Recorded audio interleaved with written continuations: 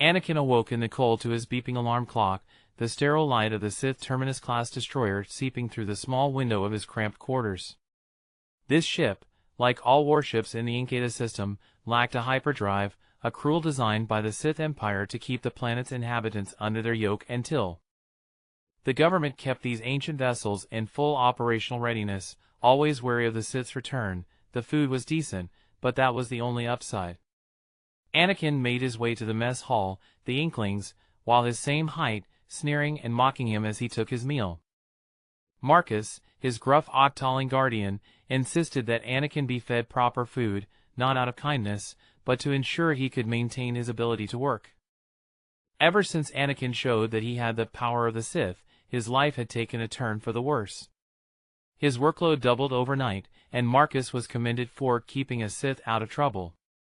Markus had no intention of letting go of his hold on Anakin anytime soon.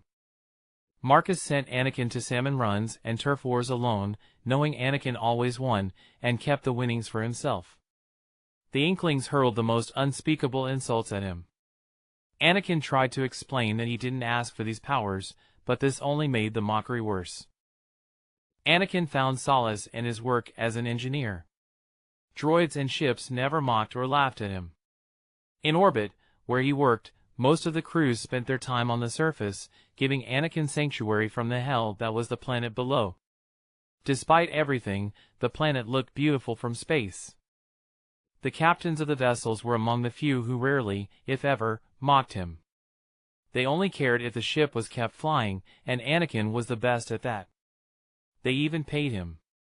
Most knew the stories of the Sith and what they were like, and Anakin never seemed like the sort who'd be a Sith.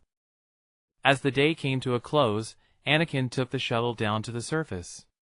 What passed for a home was a shack connected to the shop Markus owned.